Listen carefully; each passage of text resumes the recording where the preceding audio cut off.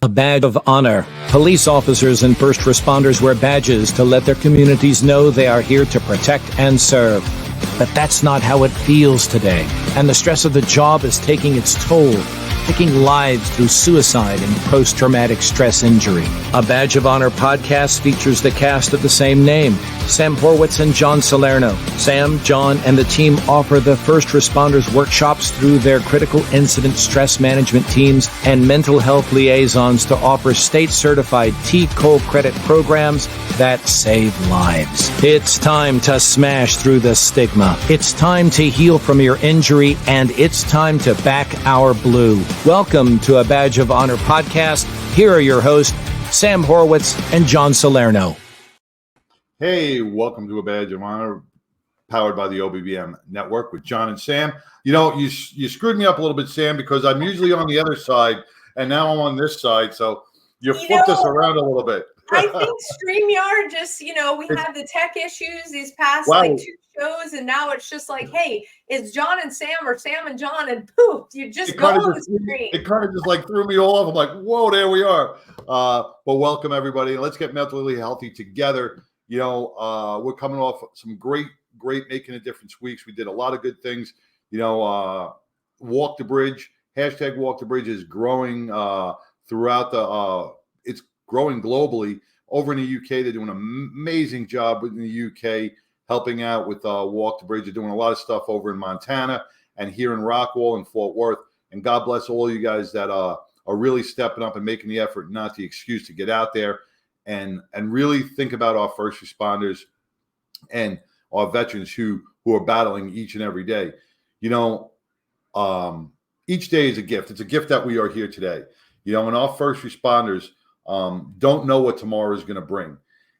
We have to, as retired first responders, retired veterans, and supporters and family members, and anybody who dials 911, we have to take that hour a day and really that hour a month and really put our sights forward and help each and every one of these guys who are out there. So God bless you.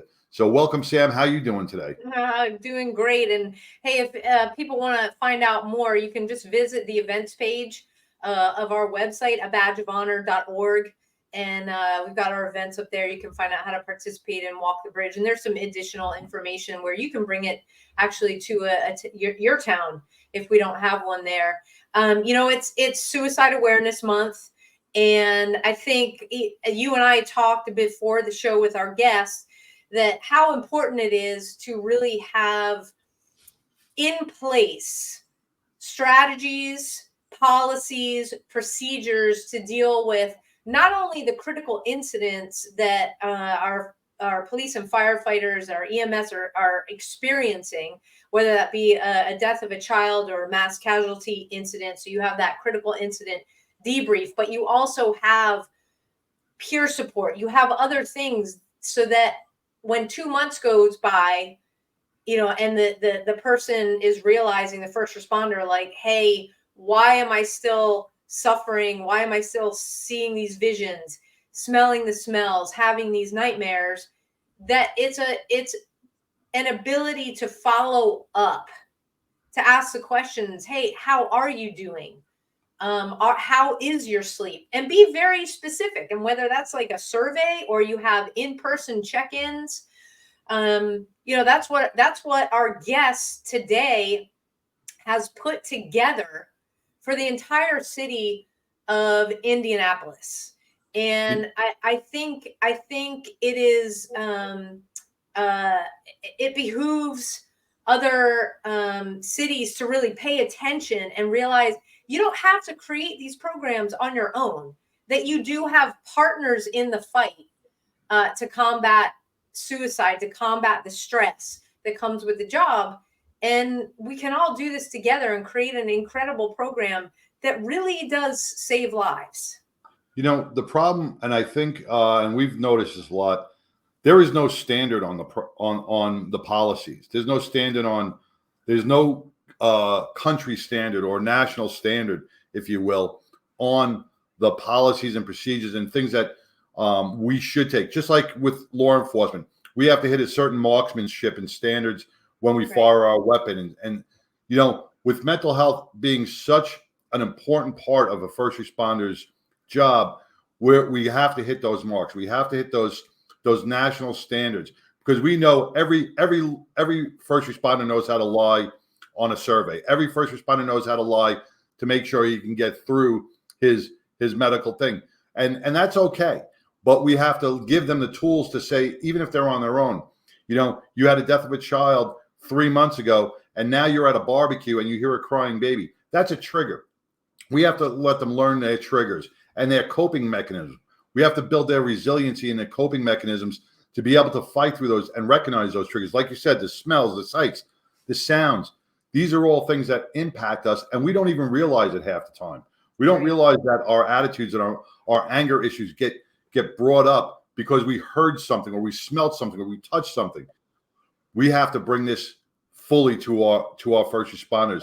And if they don't want to speak to us or their peers, they have to be able to recognize it with them themselves and start to build their own resiliency program inside them. So let's get into the nitty gritty of programming with our guest, Brandon Dreiman. He is a 22-year veteran of the Indianapolis Fire Department, and like I said, he is the wellness and support coordinator for the entire city. Brandon, welcome to a Badge of Honor podcast. Sam, John, thank you for having me.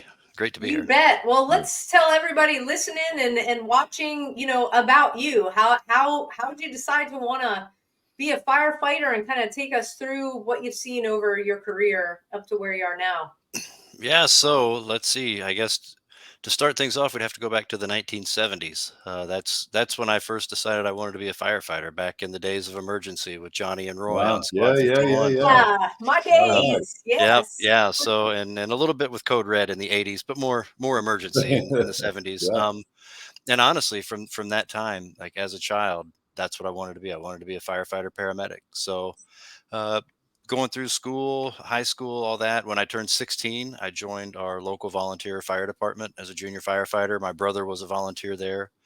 I also joined the local ambulance service, started driving ambulances when I was 16.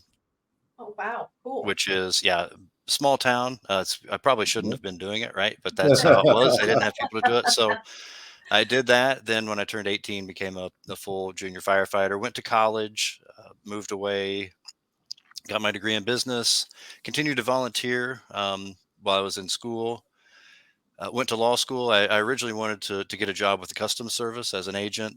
So I went to law school, graduated from law school, was going through all that processing with Customs, and never realized I was colorblind until I had my colorblind test with Customs. And that was a disqualifying for federal law enforcement, disqualified me from that. So became a prosecutor for a couple of years down in Evansville, Indiana.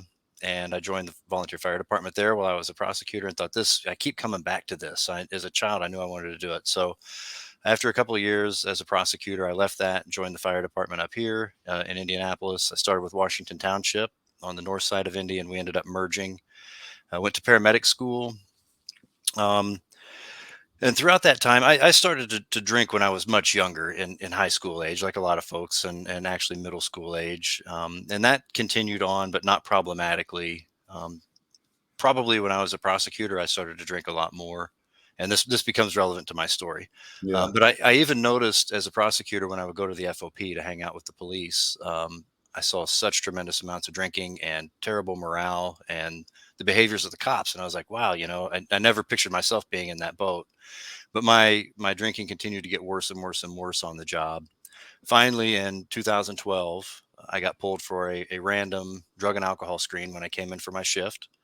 I didn't think anything was going to be wrong. I actually joked on my way out that I guess I won't see you guys for a while. Ha ha ha. Turned out that the joke was on me. I actually blew positive that morning from all the alcohol I consumed the night before. Wow. Okay. Got suspended for a shift. I opted to go into our employee assistance program to figure out if I could get sober.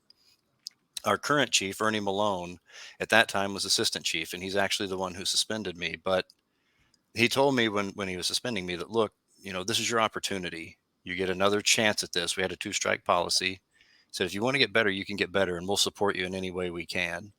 And that took a terrified, addicted firefighter and gave me so much hope that I could actually recover and still come back to this job that I loved. And I can't express what that means for a leader in an agency to have that kind of support for an employee in trouble. So when I came back from that, I knew that I wasn't the only firefighter in town who had a drinking problem. So originally, after I was sober for a year, I got involved with our CISM program, and then that developed into peer support. And that's what I wanted to do, is help firefighters get sober. And it's really grown from there. I was in the companies for 16 years. The last 6 years, I've been in our administration as a coordinator of wellness and firefighter wellness and support. And we started with that peer support program, but we have developed a full-time chaplain program. We have retiree support we're building. We have a family support program now for our folks at home, so they can be supported through all this.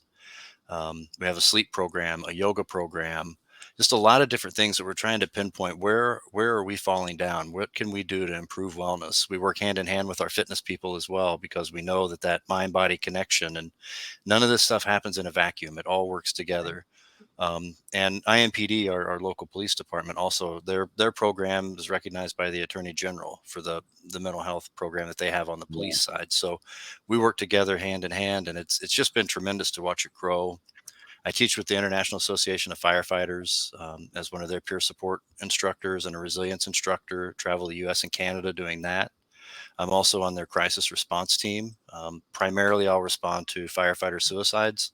So an agency will have a suicide, they aren't prepared for it. They can call the IFF, we'll muster a team and fly people into that location to come in, set up peer support for them, find and vet resources that they can trust, help them plan the funeral. So that's kind of in a nutshell everything that we've been doing in Indianapolis and kind of how I got there. Wow. Well, we're going to definitely unpackage this, because if you're just tuning in, Brandon, you threw out, I mean, these are like must-haves. And what I say is we'll unpackage the must-haves, because if anybody's listening that works with a department of any kind, first responder, take these as like, hey, we're doing it. Let me reach out to Brandon. Let me find out exactly what goes into this and see how our department can participate and take care of our folks just as well. So we got to take our first break. We will be right back. Stay tuned, everybody. Move freely, America, without medical restrictions or penalty. Without medical freedom legislation in place, our rights and freedoms are one vote away from being dissolved. Move freely, America, with one voice, without fear of retribution, achieving a common goal, medical freedom. We the people make our voices heard by connecting with state legislators and engaging a constitutionally compliant medical Bill of Rights for all citizens. Individually, change is improbable, but as an aggregate, attainable. It's time to act with one voice. My voice. And my voice. And my voice. And my voice. To protect our freedom, creating one voice that cannot be ignored. This requires your voice, too.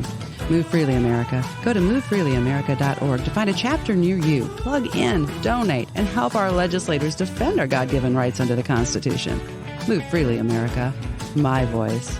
And my voice. And together with your voice, we're one voice that cannot be ignored. Donate today. MoveFreelyAmerica.org. Hey, welcome back to A Badge of Honor with John and Sam, and our guest from Indianapolis, firefighter Brandon Dreiman. You got it. Right? You nailed it. I got it, Dreiman. I during the break, I'm going, I, elongate that I. So, Brandon Dreiman.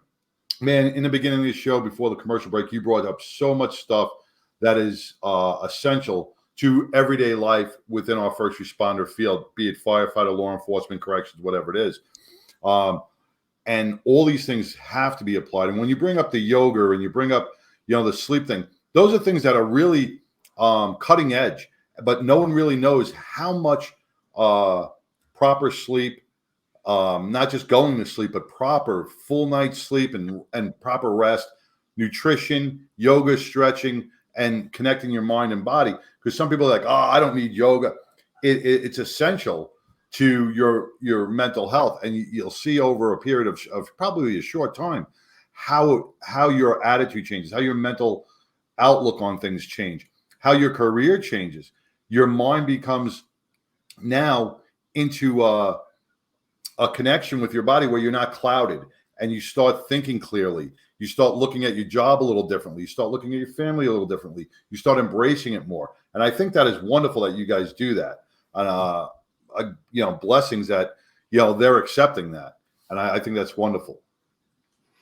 Yeah, it's been a build out. I think with anything like that in any first responder community that's predominantly male, things like this can be a tough sell. But we have the support of Chief Malone. We couldn't do any of this without his support. And he's very open to us figuring out what we need to do and how can he help us make it happen. So we have just built out this yoga program. Two of us went through it in a local yoga studio, our 200-hour training. I went on and got an additional 300 hours of training. Wow. And we go out to the firehouses if they want us to come out so that they don't have to come to us. We go out to them where they're comfortable on their turf. And, we let them know I've been in fire and EMS for 33 years now. I'm plenty beat up. My lifestyle has not always been conducive to good health. That's for sure. So we can go out as one of them to teach the classes. We started a yoga program also at Local 416. And we have yoga classes there. We're on hiatus until October right now, but every Friday we have yoga and meditation and breath work at our union hall. How do you pitch that? Do you bring in a pair of it's turnout tactical yoga stretching? It's tactical stretching, John. Come on, you got to put tactical in front of it. That's how I would pitch it. I wouldn't be bringing in yoga pants, going, "Come on, guys!" But when you pitch it "Hey, listen, you start stretching." Firefighters, what is probably the most battling challenges on somebody's body. You're doing a lot of crawling. You're doing a lot of, you're on your belly a lot. There is a lot of things. And as you get older, those things don't work that well. So if your muscles and everything else is properly stretched, the longevity in your body is going to last a lot longer. So I'm sure guys who take yoga classes are probably a lot less likely to go on a disability. They are probably a lot less likely to have medical issues after retirement. So this is a full circle of things. Even though it's people think it's not the manly thing to do, it is really actually the best medicine for you. Yeah, and you hit it earlier too, because as you noted, it's not just about the stretching. I mean, the stretching is wonderful and moving our bodies and knowing where we are in space. As we get older, that becomes harder and harder. If you can tune up those skills in your proprioception and know if I'm falling, that's important as we get older. But even beyond that, being able to stop and breathe, being able to notice, how am I feeling inside right now? As you develop those skills, you, just like you said, you will see it start to show up in your life. Whenever you get in an argument with your spouse or your kid, you can stop. You can have that pause, not react, and actually have a response versus that knee-jerk reaction. You're pulling up on the scene rather than screaming into the radio to do your size up and your 360. You can take a breath and you can be calm and deliver that information. I think you become more creative. You become a better problem solver. I like to say, whenever you meditate and practice yoga and do breath work, you don't lose your edge, you lose your edginess. And I think that's an important difference to draw out. Your edge actually gets sharpened because you become a much better communicator and decision maker as a result. And then on top of that, you get all the health benefits of being more flexible, decreased blood pressure. I mean, all the things, better sleep. It's tremendous. And we actually, when we have a recruit class going through, every Wednesday is yoga day. So we actually, what do we do with our people when we want to start change? Because as I'm sure it's the same with cops. Two things firefighters hate are change and the way things are. So getting in with our recruits, shifting that paradigm. Every Wednesday we do yoga, we meditate, we focus on our breath. Now, when they graduate, that's part of what they do with the fire department. So it's not a strange thing. And generationally, I think there's more acceptance anyway. But it's been much better received even than I anticipated. But we can see the benefits, and the people, they do it once and they're like, wow, that is not what I expected. Right. They want to come back. It's not what we used to think, tying yourself in a pretzel and all these different positions. It truly is. I mean, we breathe. Double dog, double triple dog. We breathe for a living. When you can increase your oxygen to your brain, you think more clearly. When you can take in a full breath, because let's face it, between firefighting and the fighting that sometimes cops do, all of us that were at 9/11, we have things that impinge on the breathing. If you can make sure that you are doing that exercise your lungs, it is an overall wellness plan. And people think it's just mental. You're talking about mental wellness. No, it's physical too. Mm-hmm. But in the end, this is what stays healthy. So guys, if you're just tuning in, we're having a fascinating conversation with Brandon Dreiman. I did it, John. Dreiman from Indianapolis Fire Department. Dreiman. He is taking us through like what you need in your department to have success as a first responder. We got to take our next break. We will be right back. Stay tuned. Interested in starting a podcast or TV show? Worried about what you'll say and how to keep it engaging? Think you'd like to be a guest on podcast, radio, or TV shows? Hi, I'm Susan Hamilton, owner and founder of OBBM Network, and I would like to invite you to an OBBM media training to get the tools you need for a relaxed and polished performance you'll be proud to share. Our specialized training techniques include role play, voice training, and everything you need to deliver a confident, clear, and engaging interaction. Go to offbeatbusiness.com. Go to the calendar and register for a training that's convenient for you. Dates available now, 214-714-0495. Hey, welcome back to a Badge of Honor podcast with John and Sam, with our special guest, Brandon Dreiman from the Indianapolis Fire Department. 23 years, you said? Was it 22? 22-year veteran firefighter who has brought some phenomenal programs into the firehouse that are really helping in health and wellness. You know, Brandon, I wanted to touch on a subject that, you know, we started talking about yoga before we left, but the sleep studies that you've been trained in and that what you do with these firefighters. I know firefighters sleep a lot, unlike cops. You guys sleep all the time. So you guys are professional sleepers. That's right. But how much does the stress of the job, right, relate to? Because I know a lot of retired guys now who are all have sleep apnea. They're all on these friggin' machines, right? But is stress, mental stress, a direct, well, maybe not a direct, but part of the problem with sleep apnea? So for sleep apnea, so the way I think it can tie in, one of the things that we know, like when you work a 24-hour shift, is your cortisol levels tend to be higher than if you don't work a 24-hour shift. So for that whole time, your cortisol levels are elevated. When your cortisol levels are left unchecked, you start to crave high sugar, high fat foods, which can lead to things like insulin resistance. So then you start to put on weight because the foods that we crave and the foods that we fill our faces with at firehouses, a lot of baked goods, ice creams, things like that. And we feel like we really need them because of the effect cortisol has. So I think that indirectly, the weight that we put on, the way that our airways get affected by added weight to our neck, we get the big thick necks in a lot of firefighters, and some of that fat tissue, can go to our airways and our nasal passages and makes it harder for air to pass through. So I think in a roundabout way, it absolutely can affect the levels of sleep apnea we see. The good news is that, the sleep apnea is treatable with machines. Where firefighters that I talk to sometimes stumble is they'll get that diagnosis of sleep apnea, and then rather than using their insurance and maybe paying more and working with a sleep doctor to get a really good sleep apnea CPAP, I've known firefighters who've gone onto Amazon and bought a CPAP off of Amazon and said, I'm just going to save the money and run this myself. And if you are that firefighter, I would counsel you, get with a sleep doctor, do it appropriately, where all that information gets Bluetoothed into a professional and they can tell you how to set that machine up. This is not the place to save money. Believe me. Exactly. It's not your health in that CPAP world is not a toy. Like, you have to have the measurements, how much air is going in. But let's expand a little bit more, because look, the fact of the matter is, the longer you're a firefighter, the more chances you are to have those really bad calls. And when it comes to sleep, one of the normal stress responses is to have interrupted sleep, whether it's from a nightmare or you're having a flashback because all of a sudden you're smelling a familiar thing and it wakes you up. We know from you can listen. There's a lot of great podcasts out there.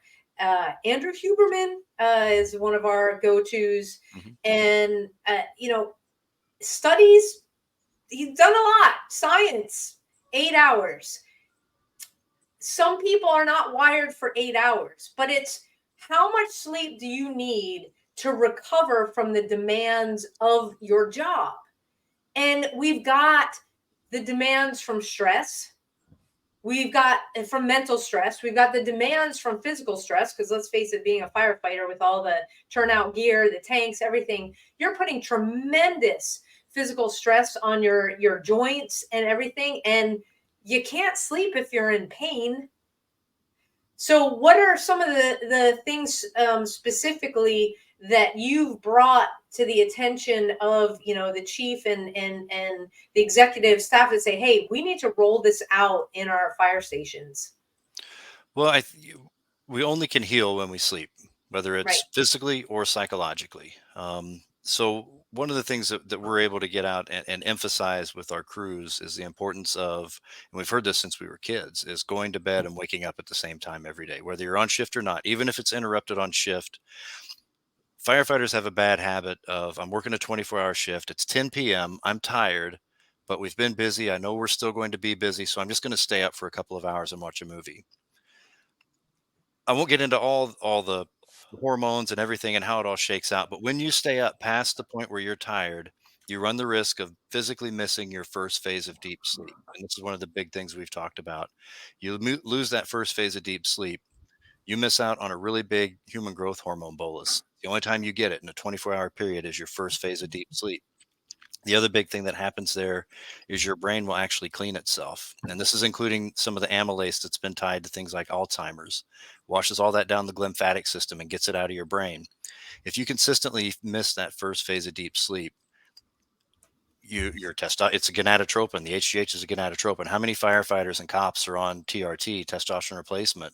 Some of that's for vanity, but part of that is because they're not getting enough deep sleep and they miss that HGH bolus, and their testosterone levels plummet, and then they're tired all the time and they never heal. And once they get hurt, they're off forever because they can't get better. And then REM sleep is very similar.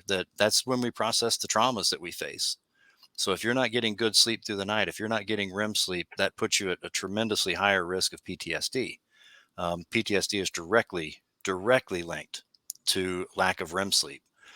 So like across the board, physically and psychologically, and that's what we talked to whenever we wanted to develop the sleep program, is sleep hygiene, and then the cognitive behavioral therapy for people who have insomnia, which is a structured 6-week program that we can put our people through at no charge, because I do it in my office hours, and we want people to start getting that sleep.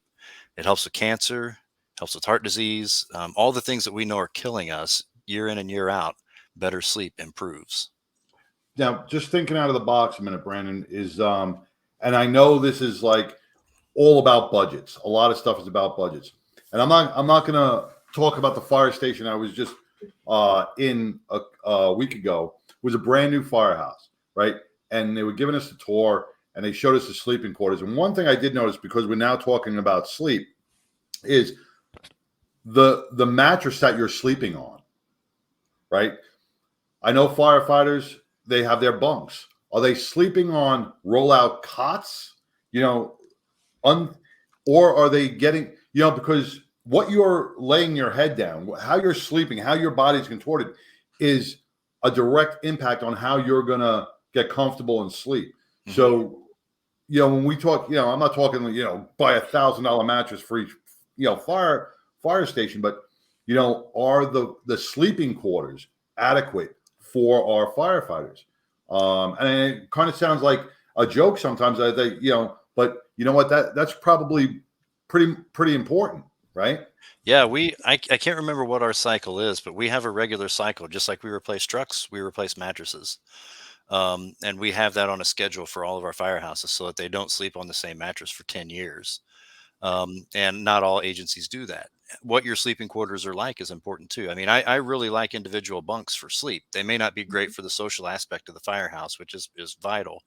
But as far as sleep, individual bunks are great versus a dorm where I'm used to with 12 other people in the dorm snoring and getting up to pee at 2 a.m. and all those things that wake you up all night long.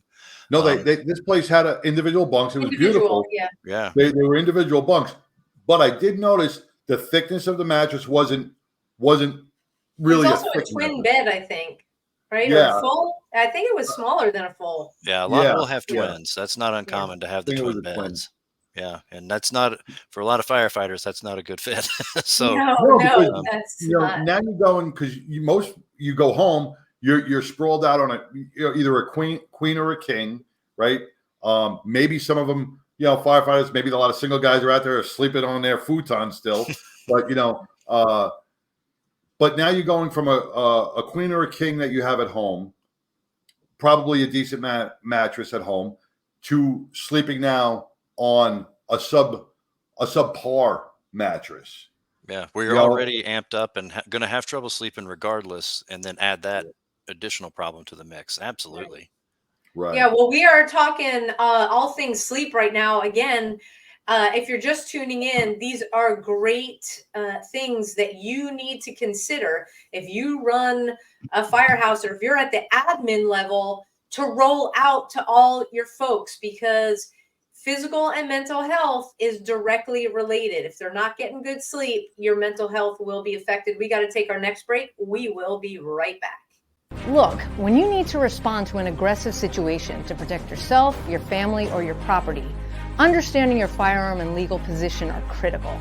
Officers know your skills are only as good as your commitment to training. So know what you're doing. So when you're in a vulnerable situation, we can count on your response. Whether you're a beginner or a licensed gun carrier, Carry in Texas offers basic firearms training, Texas permitless carry courses, license to carry, and basic 2A courses so you can understand the responsibilities, situational awareness, and learn the technical skill required when you carry your firearm. Go to carryintexas.com to find the right course for you. Join me, former United States Secret Service agent Samantha Horwitz, on the range for beginner basics, LTC prep, and range practice. Go to carryintexas.com today. That's carryintexas.com. Hey, welcome back to a Badge of Honor podcast with John and Sam, powered by the OBBM Network. Got to throw those guys in there again because they do such a wonderful job, with our special guest, Brandon Dreiman. 22-year veteran of the Indianapolis Fire Department, on their peer support and building those programs that mean so much for our first responders' mental health and longevity on the job and even after the job. When we discussed about the mattresses, and we discussed about even pillows, these all come into play to make sure that they get proper rest in it.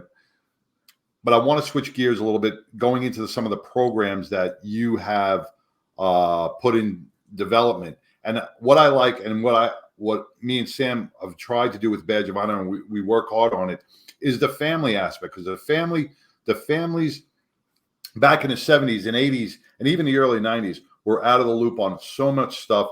We were born and bred on this job to hide it away. We don't want to talk about it. You don't have to know about it.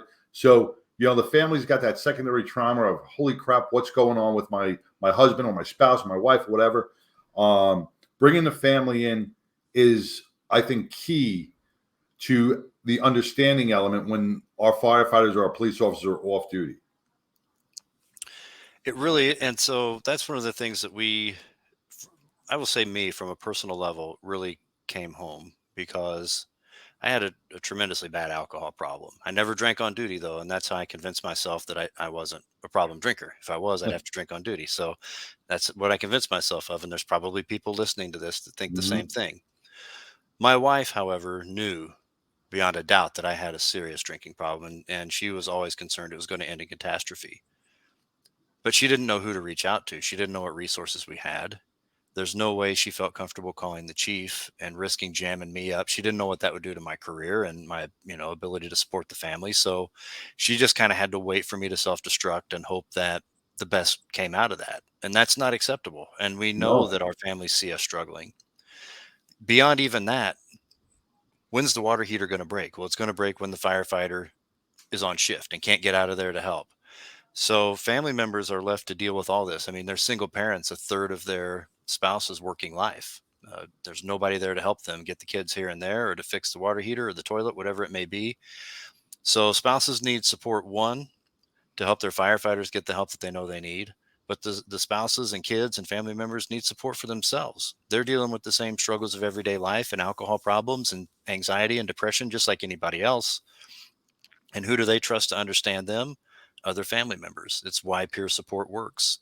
So we have worked over the past year to build out a family support program. We did it in conjunction with Chief Malone on the IFD side and Local 416, because we wanted to make this program built out for everyone in the local, for all of our family members. So that's what we've done. We have 2 fire spouses, a spouse of a retiree and a spouse of an active duty firefighter, who head up that program. And I will say the challenge of a program like this is recruiting, and being patient is really, really important. It is almost impossible for us to get information into a home. I mean, it's somewhat of a miracle if we can get people to check their emails. So actually, just like you said, John, it's been taboo that we don't walk this through the door of our home. That's a separate bucket. We don't talk about what we do at home. So getting information about programs like this can be tough. I would tell people, if you want to start it, start it. You can reach out to me. I'll talk to you and connect you with our people who run our program. But be patient, because it does take a while for that word to filter out, but it will happen. You just need a couple of people who want to be involved and who know how to operate social media to start spreading that word. And once one spouse or parent hears about it, they'll talk to another spouse or parent, and it will start to filter through the system. But it takes a while. But it's worth that effort to get it in place. It really does help. Yeah, you look at programs like Al-Anon, right? Al-Anon, and if you were a heavy drinker, right? Al-Anon is a place where it's peer support for alcoholics, for those family members, right? So group settings, like with first responders' spouses, who meet and they discuss and they can talk about, hey, shows that they're not alone. Hey, has such and such been drinking a lot? Has he been doing this a lot? Has she been doing this a lot? And they're like, yeah, well, and then you can start putting all these things and maybe find a root cause, because maybe it's something in the firehouse. Maybe it's a chief. You have a very phenomenal chief, but maybe a chief or a lieutenant that's, everybody's complaining about and bringing more stress into the household. So when families bring a lot of information to the table, and like you said, but it is hard getting them all together. It's like corralling, if you put free food out, I'm sure everyone but it is hard to corral, but it's very, very important. It is probably the lifeline to many of our first responders. Yeah. And it's often when we have someone who, say, is a candidate to go away for treatment for 30 days, 45 days, 60 days, whatever that may look like, having spousal support is kind of the key element, because I'm not going to leave my wife or my husband to tend to all that. At least that's our excuse, even though we're probably not much use at the home anyway at that point. But we tell ourselves, I can't go away. I'm too valuable. Having that spouse in on what's going on, able to talk to us about it, knowing that it's going to be confidential, and say, look, your wife, your husband wants you to do this too. And peer support, the other beauty of how this all works is, if you're going to have trouble getting your grass mowed or getting your kids where they need to be, peer support will help your spouse figure that out. That's what we're here for. We will get people to mow your grass.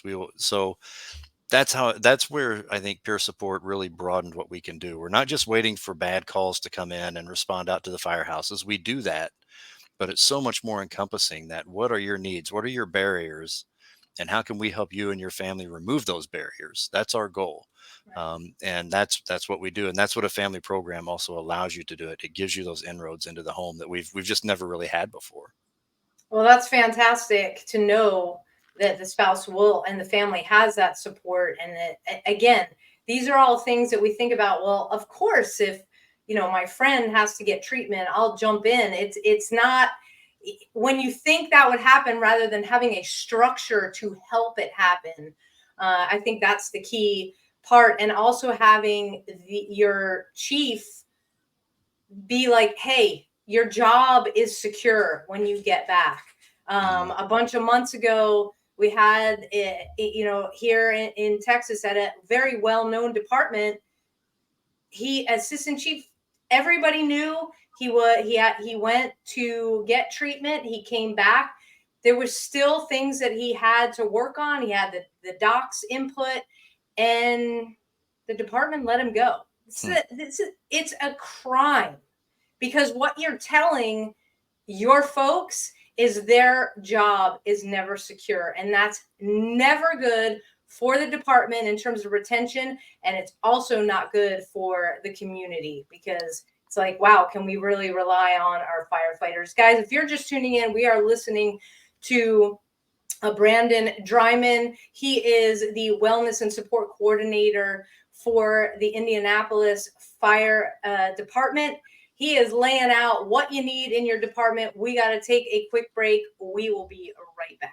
To the Health Engineer Show. I'm Clint Buckley, the Health Engineer, right here on the Offbeat. Hi, I'm Larry Cortampa. Hi, my name is Susan Hamilton, and you're watching Offbeat. Hi, this is Doreen Milano. Welcome to Big Ideas Small Business, where we will be talking to Terry Arjala.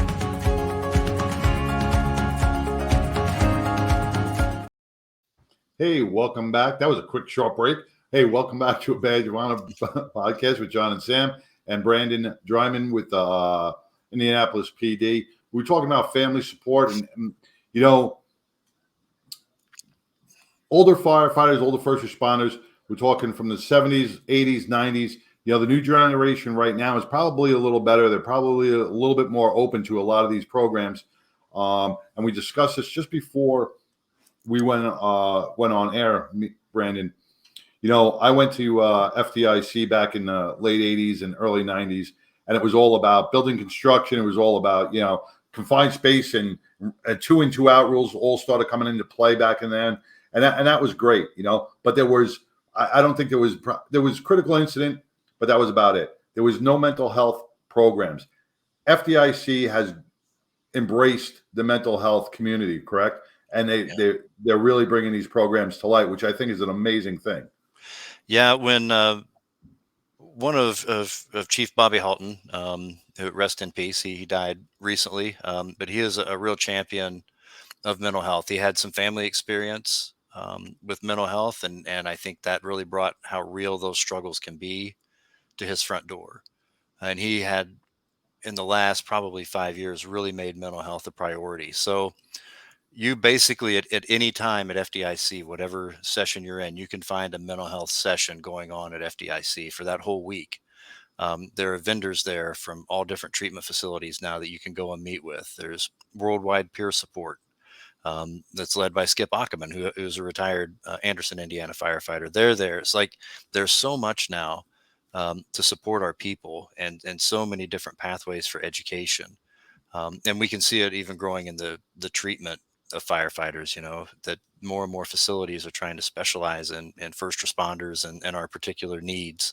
But yeah, FDIC has grown, and really a lot of other conferences have too. FDIC's dear to my heart because it's in Indianapolis, and it's the largest fire department conference in the world. But it's really remarkable how much that's grown. And the IFF has also played a big role in that as well, with their peer support initiatives and mental health programming, and the Center of Excellence out in Maryland is a first responder treatment facility. There's just so much that's grown, and it seems like it's happened overnight. I know working in it, it hasn't. It's been a ton of work for everybody to put in to get us here. Going back even generations, the IFF program started about 30 years ago, and it's finally come to fruition. So it takes a long time to take root, but then when it happens, man, it is just hit, and everybody's getting on board, which is great. It's interesting too. You had mentioned some of the older firefighters. They have turned out to be some of our best, I don't want to say salespeople, that probably sounds wrong, but our best champions to say, after they retire. And I think sometimes that's what it takes to get out of the business so you can speak more freely and you don't have to be as worried about it, but to say, pay attention, y'all, because I wish this is something we had in place 20 or 30 years ago when I started my struggles and had my second divorce and got my arrest for DUI, and they just kept putting me to bed. I wish we would have had these things in place. And that's what I hear time and time again. So I have so much hope for recovery and for people intervening earlier and earlier upstream. The idea of we're really good at pulling people out of the river now. We're at the point, how do we keep them from falling in? I think that's really where we are. Well, that's fantastic to hear. And what are your thoughts on having a national standard, knowing that we've got departments, because we talked about that with law enforcement, and even, we've got large departments to really small departments, and budget does it's you got to talk Impact. about money, right? Hmm. Well, what Impact. just what's your opinion of having a national standard for fire at least? I mean, I like the idea of it. It makes sense so that wherever you go, this is what we can expect. It's maybe on the fire side, and I know some law enforcement you have reserve deputies and things like that.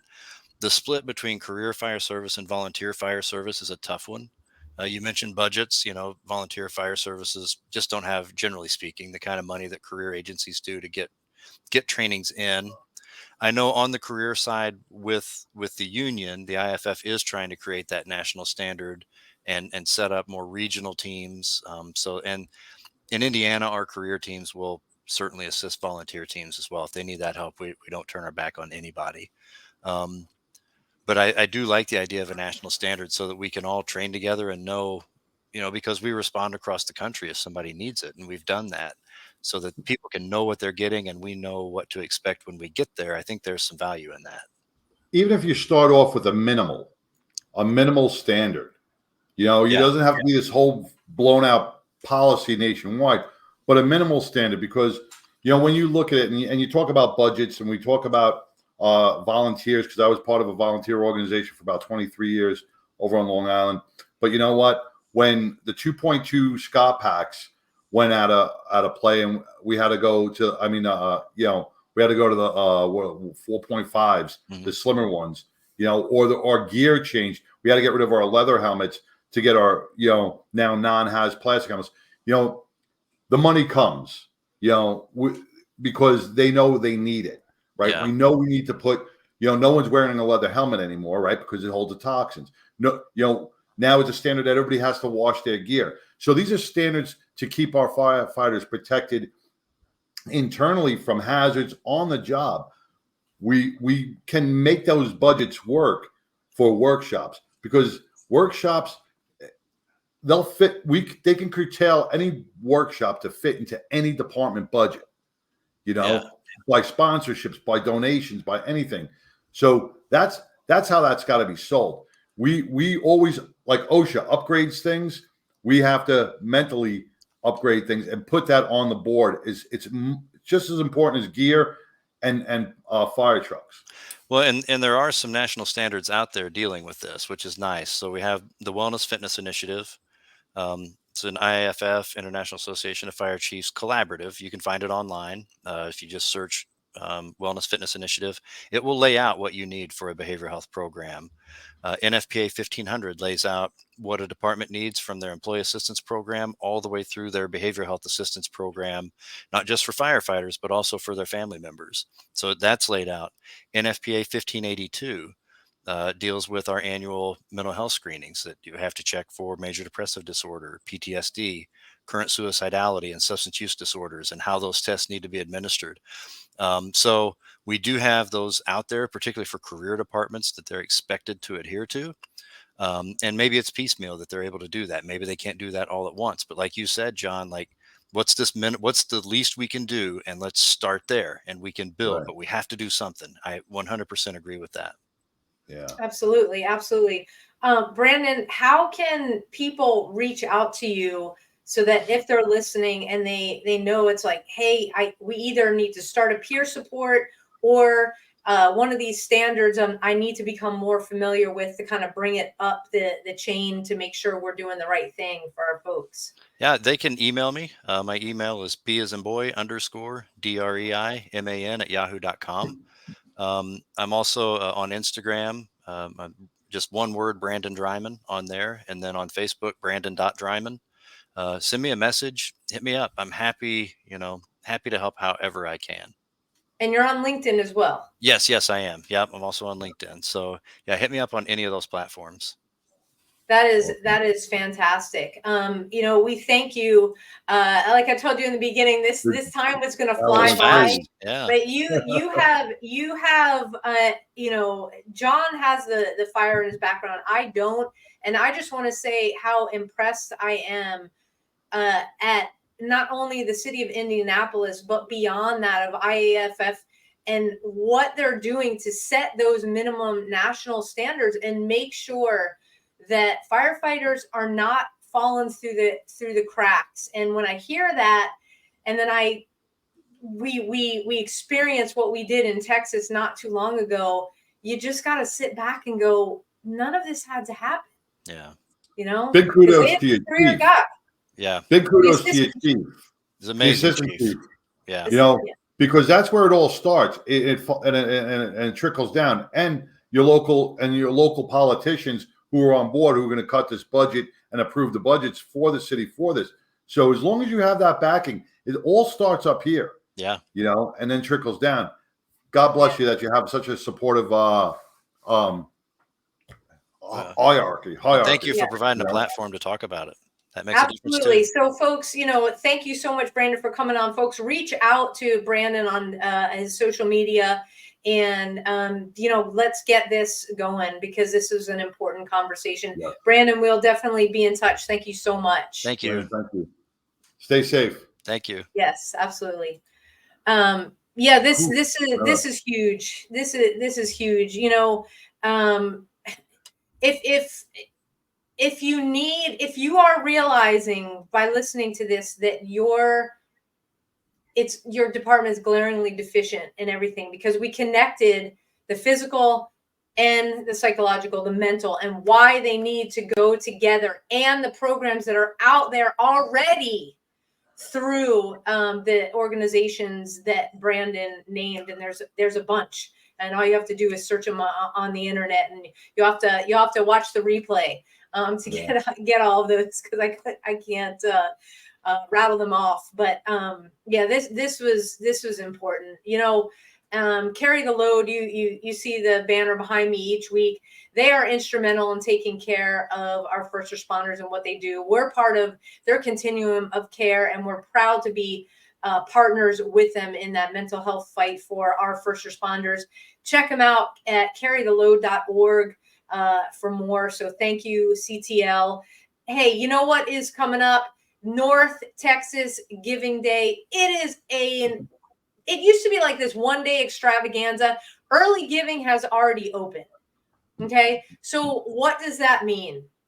That means go on to badgeofhonor.org. You'll find a way to give. You can go across our social media and look for the North Texas Giving Day, our link right there. You can click on it. You can give now or on Thursday, September 21st. That is the designated North Texas Giving Day. These are moms, these are dads, these are sons and daughters, aunts and uncles. They care for our communities. They care for us. Let's give back to them. So when you give to a badge of honor, it goes right back to the first responders. So they get scholarshiped into the workshops that we talked about here on the podcast tonight. Some of what Brandon's talking about, going into the firehouses, going into the PDs, and helping them understand what it means to be resilient, being mentally well and physically well.